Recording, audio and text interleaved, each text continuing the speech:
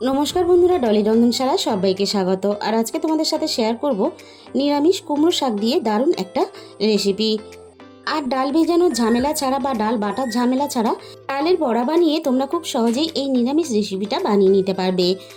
আমি এখানে একেবারে টাটকা ফ্রেশ কুমড়ো শাক নিয়ে নিয়েছি। এবার আমি সমস্ত কুমড়ো শাকগুলো কেটে নেব।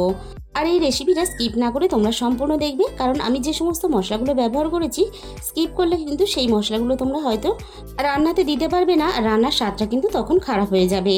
আর আজকের রেসিপিটা শেষ পর্যন্ত দেখার জন্য তোমাদের কাছে আমার অনুরোধ রইল।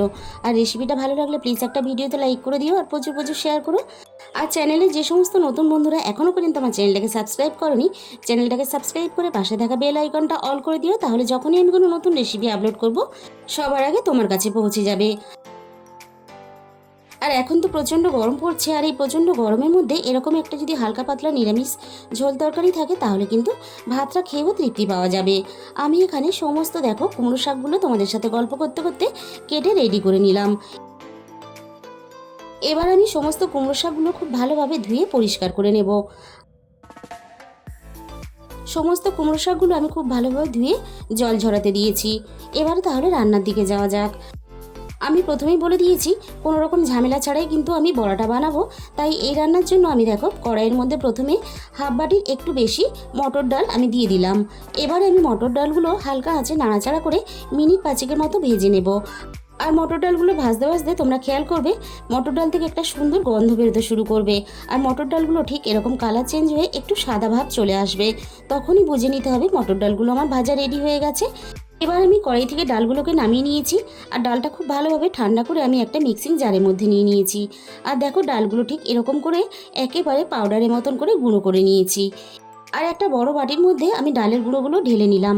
এবারে আমি ডালের মধ্যে স্বাদ মতো লবণ দিয়ে দিলাম, আর দিয়ে দিলাম অল্প একটু কালো জিরে, আর সাথে আমি দিয়ে দেব অল্প একটু হলুদ গুঁড়ো, আর এর সাথে দিয়ে দেব অল্প একটু ঝাল লঙ্কার গুঁড়ো।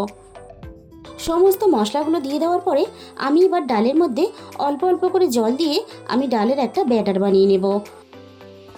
একসাথে কিন্তু অনেকটা জল দিয়ে দেবে না, অল্প অল্প করে জল দিয়ে ব্যাটারটাকে বানিয়ে নিতে হবে। আমি আবারও একটু অল্প পরিমাণ জল দিয়ে দিলাম। আর ব্যাটারটা রেডি করতে আমার এখানে একটু অসুবিধা হচ্ছে, তাই আমি একটু জায়গাটা পরিবর্তন করে নিয়েছি। এবার আমি ডালটাকে খুব ভালোভাবে ফেটিয়ে রেডি করে নেব। আর যেহেতু ডালের গুঁড়ো দিয়ে আমি এই ব্যাটারটা বানাচ্ছি, তাই মিডিয়ামের থেকে একটু পাতলা করে ব্যাটারটা রেডি করে নিতে হবে। এবারে আমি একটা সাইডে রেখে দেবো, অন্য কাজগুলোর সাথে সাথে ডালের ব্যাটারটা কিন্তু অনেকটাই বেশ ফুলে উঠবে। এবারে আমি রান্নার জন্য প্রথমে কড়াইয়ের মধ্যে পরিমাণ মতো সর্ষের তেল দিয়ে দিলাম। সর্ষের তেলটাকে আমি প্রথমে খুব ভালোভাবে গরম করে আমি কড়াইয়ের চারিদিকে একটু লাগিয়ে দেবো, যাতে বড়াগুলো দেওয়ার পরে না কড়াইয়ে আটকে যায়। এবারে আমি অল্প অল্প করে ব্যাটার নিয়ে তেলের মধ্যে ডালের বড়াগুলো দিতে থাকবো। আর যতটা বড়া এখানে একসাথে দেওয়া সম্ভব ততটাই কিন্তু আমি এখানে দিয়ে দিলাম। আর বড়াগুলো একটা সাইড খুব ভালোভাবে ভাজা হয়ে যাওয়ার পরে আর একটা সাইড ভাজার জন্য আমি এইভাবে উল্টে পাল্টে দেবো। আর তোমরা একটু বড়াগুলোর দিকে খেয়াল করবে, দেখো বড়ার মধ্যে একটা সুন্দর জালি ভাব চলে এসেছে। আর বড়াগুলো ঝোলে দেওয়ার পরে ঝোল মশলা সমস্ত কিছু ঢুকে গিয়ে দারুণ টেস্টি খেতে হয়। আর প্রথম ব্যাচের বড়াগুলো আমার কিন্তু খুব ভালোভাবে লালচে করে ভাজা রেডি হয়ে গেছে। এবার আমি সমস্ত বড়াগুলো তেলে থেকে ছেঁকে তুলে নিলাম। বাকি বড়াগুলো ঠিক একইভাবে আমি তেলের মধ্যে দিয়ে ভেজে নেব। আর যে কোনো নিরামিষ দিনেই কিন্তু এইভাবে বড়া বানিয়ে তোমরা রান্নাটা করে নিতে পারো। বাকি বড়াগুলো কিন্তু আমার একইভাবে ভাজা রেডি হয়ে গেছে, আমি নামিয়ে নিলাম। এবারে আমি ওই একই তেলের মধ্যে আগে থেকে একটা বড় সাইজের আলু কেটে রেখেছিলাম, সেই সমস্ত কেটে রাখা আলুগুলো আমি তেলের মধ্যে দিয়ে দিলাম। এবার আমি আলুগুলোকে একটু নাড়াচাড়া করে মিনিট পাঁচেকের মতো ভেজে নেব। আলুগুলো নাড়াচাড়া করে বেশ লালচে করে আমি এখানে ভেজে রেডি করে নিয়েছি। এবার আমি আলুর মধ্যে আগে থেকে কেটে রাখা কুমড়ো শাকের ডাঁটাগুলো দিয়ে দেব। ডাঁটা আর আলুর মধ্যে আমি স্বাদ মতো লবণ দিয়ে দিলাম। এবার আমি ডাঁটা আর আলু একসাথে নাড়াচাড়া করে খুব ভালোভাবে আবারও ভেজে নেব। আর ডাঁটা একটু আলুর সাথে নাড়াচাড়া করে ভেজে নিলে তাহলে খেতেও ভালো লাগবে, আর ডাঁটাগুলো খুব সহজে সিদ্ধও হয়ে যাবে। আলুর সাথে ডাঁটা আমি মিনিট দুয়েকের মতো নাড়াচাড়া করে ভেজে নিলাম। এবার আমি সামান্য পরিমাণ জল দিয়ে দিলাম। এবারে আমি ডাঁটা আর আলুর সাথে শুধুমাত্র হাফ চামচের একটু বেশি হলুদ গুঁড়ো দিয়ে দিলাম। আর এই সময় কিন্তু আমি আর অন্য কোনো মশলা ব্যবহার করব না। এবার আমি ডাঁটা আর আলুর সাথে হলুদ গুঁড়োটা নাড়াচাড়া করে খুব ভালোভাবে মিশিয়ে দেব। ডাঁটা আর আলুর সাথে হলুদ গুঁড়োটা খুব ভালোভাবে মিশিয়ে দেওয়ার পরে এবার আমি রান্নার মধ্যে পরিমাণ মতো জল দিয়ে দেব। এই রান্নাটা কিন্তু একটু পাতলা পাতলা ঝোল ঝোল করে রান্নাটা করবে, তাহলে কিন্তু খেতে বেশি ভালো লাগবে। সব কিছু একসাথে নাড়াচাড়া করে মিশিয়ে দিয়ে এবার আমি কুমড়ো ডাঁটা আর আলুগুলো খুব ভালোভাবে সিদ্ধ হতে দেব। কিছুক্ষণ পরে আমি আবারও একটু নাড়াচাড়া করে দিলাম। আর ডাঁটা খুব ভালোভাবে সিদ্ধ হয়েছে কিনা আমি এবার দেখে নেব। ডাঁটা কিন্তু এখানে আরও একটু সিদ্ধ হতে বাকি আছে, আলু এখানে একটু সিদ্ধ হতে বাকি আছে। এই সময় আমি এখানে কেটে রাখা কুমড়ো শাকগুলো দিয়ে দেব। আর কুমড়ো শাকগুলো আগে দিলে তাহলে কিন্তু একেবারে গলে গিয়ে ঝোলের সাথে মিশে যেত। এবারে আমি শাকগুলো হালকা হাতে নাড়াচাড়া করে আমি ঝোলের সাথে মিশিয়ে দেব।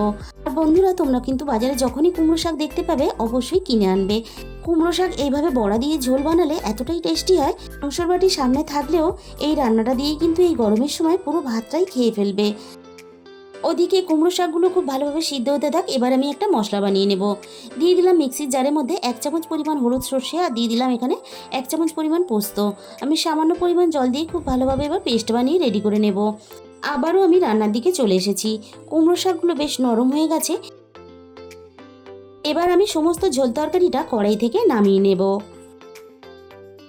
কড়াইটাকে আমি অল্প একটু ধুয়ে পরিষ্কার করে আবারও গ্যাসের মধ্যে বসিয়ে দিয়েছি।